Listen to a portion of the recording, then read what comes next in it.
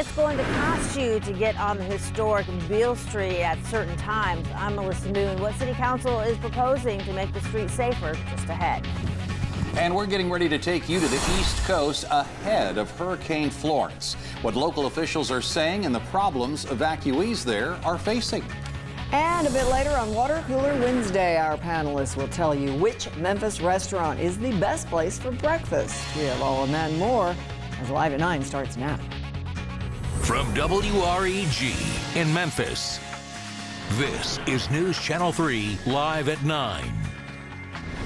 And good morning, everyone. Happy Wednesday. Here is your first look outside here in the Mid-South for your Wednesday morning. Nice and calm and quiet and a little cloudy. Thanks for joining us for Live at 9. I'm Mary Beth Conlon. I'm Todd Demers. Alex off this morning. Did you see a few sprinkles this morning? I did. But I was thinking about the Carolinas and thinking we're calm and that's all we need. We're no big deal, right? Man, I'll say. And it's also comfortably cool. Our temperatures this morning have been mainly in the mid and upper 60s across the area. Our WeatherNet 3 sites are still showing some north and northeasterly winds that should be expected throughout the course of the day. Here are a few of those sprinkles, Mary Beth. They show up on Storm Tracker 3S, and the majority of that activity is off to our west this morning. I've been watching them. I've been tracking some of these showers, Widener, Hughes, and Earl, Arkansas, over the next hour. And then also right now across much of the Memphis and the metro area, we're going to continue to see the cloudy skies and a few sprinkles across the area. The warm up is going to begin tomorrow, by the way, so please be ready for that. We're going to be warming into the upper 80s over the next several days. We'll talk more about that with your complete forecast in just a couple of minutes. All right. Thank you, Todd. And we do have some important new information for you this morning. The controversial Beale Street Bucks program is on its way back.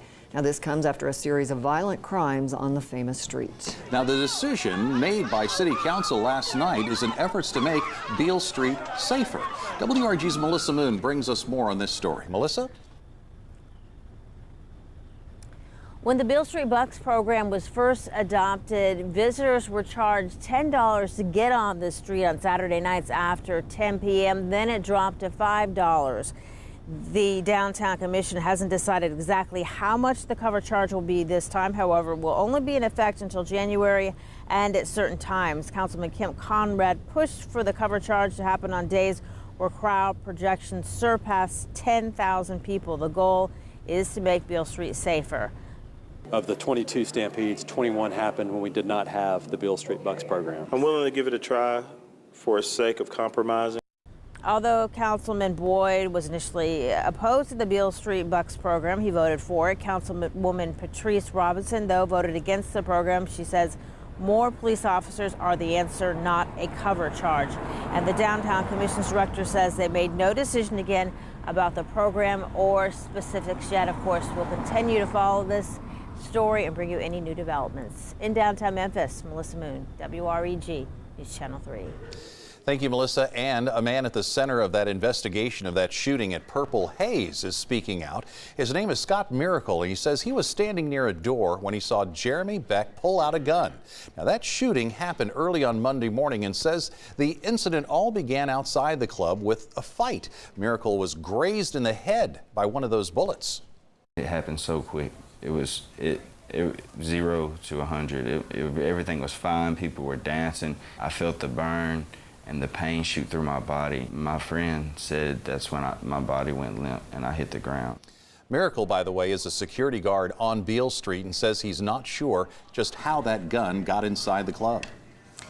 And new this morning, Memphis police are searching for the man suspected of firing shots at a school bus in Whitehaven. They issued a warrant for 23-year-old Cortez Collins overnight. Collins faces 28 counts of aggravated assault in connection with Monday's incident at Graceland Drive and Mill Branch Road. Police say Collins fired shots at the bus that was carrying a number of students. One student was hurt by flying debris. Police found a vehicle matching a description of the suspect's car yesterday. So we want you to take another good look at Cortez Collins. He does have a history of run-ins with the law, and if you know where he is, you are asked to call Crime Stoppers at 528-CASH.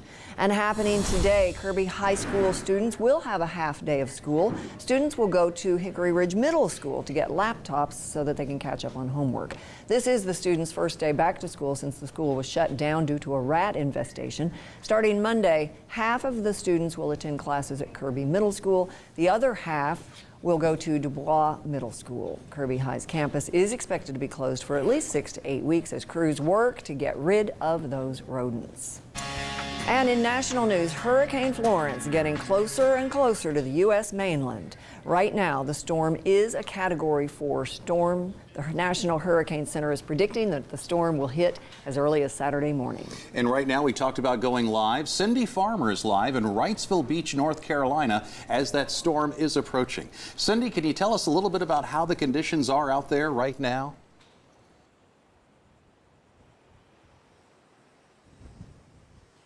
Good morning from Wrightsville Beach, North Carolina. It is an absolutely beautiful morning here. A few clouds in the sky. Only a few people on the beach, though, as you can see there. It looks like a perfectly normal late summer, early fall day. But we all know here on the beach that is definitely not the case. This beach, Wrightsville, is under a mandatory evacuation. Everyone is expected to leave the beach by 8 o'clock tonight. The town says it is cutting off all water service, and that's pretty much the standard all along the North Carolina beaches. Why? Because somewhere out there beyond that beautiful blue sky, there is a monster lurking by the name of Hurricane Florence. As Florence approaches these beaches, they will change drastically with the storm surge that's expected, the wind speeds that are expected. A lot of what you see here will be changing within 24 to 72 hours. A lot of people have heeded the warnings of emergency services. They have headed out. There are a lot of people that evacuated the island, but a few people say they are staying and they are going to hunker down and ride the storm out. Emergency service, though, is warning, hey, if you need help, we're not going to guarantee that we can get to you when you call, because this storm is expected to be just that big. Of course, this is a storm we're all watching. We will keep you updated. But for now, live at Wrightsville Beach, North Carolina, I'm Cindy Farmer. And boy, what a difference a day is going to make for them. Tomorrow it's going to be totally different. And this morning, the Mid-South is stepping up to help those who will be affected by Hurricane Florence. A team of 45 responders with Tennessee Task Force 1 are now in Virginia. They're waiting to be deployed to that disaster zone to help with rescues. Also, 100 workers from Entergy, Arkansas, heading to the Carolinas to help restore power after that storm. And new at 9, the investigation into grading irregularities at Tresman High School in Memphis has come to a halt. Wait till you hear why. Investigators say that 98% of the documentation they need for the investigation is missing. Auditors told Shelby County school leaders to end the investigation Tuesday. Investigators say inconsistent policies left little proper documentation on hand. Tresman High School has been under investigation for the last 10 months after the discovery of more than 1,000 improper grade changes. News now from across the nation. The Dallas community is mourning as we continue to learn more about the officer involved in a shooting that killed Botham Jean. Jean was killed in his own apartment by a Dallas police officer who says she thought she was in her own home. Now, Andrea Lucia tells us residents want a powerful voice in how these cases are handled. How many times have it hit your own family? A frequent critic of the Dallas Police Department, Dominic Alexander, has harsh words for its handling of Officer Amber Geiger. Any other citizen would have got questioned right there. They would have made a decision whether they was going to charge or not charge right there. And there was special treatment given to this officer. Mayor Mike Rawlings over the weekend expressed confidence in police response. Don't know exactly what happened, but we do know we've got a system in place, a process in place that I think is going to get us through that. Tomorrow, though, Alexander plans to present an outline to City Council for what he sees as a possible solution. A police civilian oversight board that has subpoena power, investigative power, and a budget in order to be able to investigate these situations. The city of Dallas already has a Citizens Police Review Board, one that local activists criticize for its lack of power. They envision instead an autonomous office having access to evidence, providing input on police discipline, and making the complaint process more accessible to citizens. Someone from the Civilian Oversight Board, an investigator, can come out to these shootings, can make sure that things are being done right. The proposal may be more than just wishful thinking. Chief Renee Hall expressed interest last year in forming a citizen advisory board. Me and the chief and a local coalition have been working on these policies for over a year now. Since she's came here, her first meeting with us was talking about a police oversight board. Geiger is out of jail after posting $300,000 bond on Sunday evening. And a Boston priest is facing charges this morning after being accused of sexually abusing a young girl more than 10 years ago. The Archdiocese of Boston announced yesterday that they have removed Nigerian priest Christian Ohazolami after the victim came forward with the allegations. In a statement, a spokesperson says the accusations surfaced first back in August, but the date of those encounters was all the way back to 2007. Now, at that time, the priest was living with a family after arriving in the U.S. His attorney says the allegations are false. These are accusations. My client denies all the allegations against him. He looks forward to returning to court to defend himself. Father Ohazolami, his bail was set at $5,000. He now must wear a GPS monitoring device, and he is ordered to stay away from the victim and any other minors. And now to the other stories making headlines across the nation this morning. This is your 60-second roundup. Elizabeth Smart says she was disappointed to learn that one of her kidnappers is getting out of prison early. Wanda Barzee has served 15 years for her role in that 2002 abduction. She'll be set free next week, 5 years ahead of her scheduled release.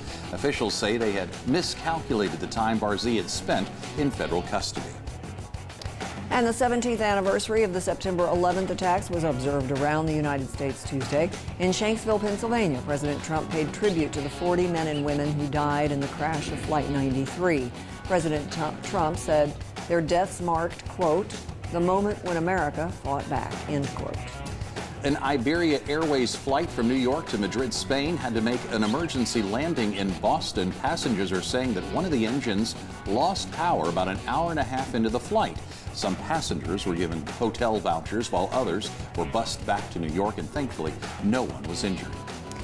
And a frightening reminder to stay out of the water during a flood, or even if a waterway is higher than normal. How many times have we talked about this? Turn around, don't drown. Don't take a chance. A teenager in Texas is recovering this morning after being rescued from floodwaters. Now, the crews were able to perform what they call a swift water rescue to save that teen. Jesse DeGalado has the intense rescue. It was caught on camera. Much of those 11 inches of rain since Labor Day ended up here in Leon Creek, and then some. San Antonio being kind of in a basin, any rain to the north is going to wash through town towards the Gulf. So, if you think the waters look bad now, they say yesterday the waters were even higher when a county employee heard a young man yelling for help. I came out here and there was a kid in there hanging on for dear life. I want to go home. Help me. It's believed the teenage boy had been hanging on to a branch for nearly an hour. Hey, Raymond, hold on! Hold on! He was getting tired. We just kept telling him, hold on.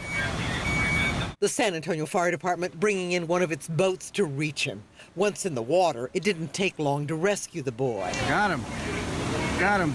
That's good, Kenny. That's good. That's good. Back on dry ground, he was taken by ambulance to be checked out at a hospital. His parents were there with him. They were upset, but grateful. Earlier, rescuers had tried wading into the fast-moving waters to get the teenager to safety. It was deep enough where the firemen, they tried walking in there. They turned around. Lesson being, turn around, don't drown, doesn't just mean motorists. don't walk near floodwaters, don't walk near creeks, near drainage areas, because it's even more dangerous. It takes far less water to sweep a person off than it does a vehicle.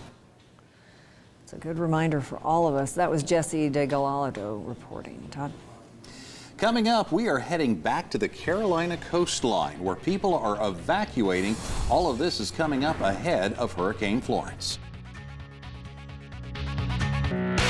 Your #1 9 a.m. newscast, News Channel 3, live at 9.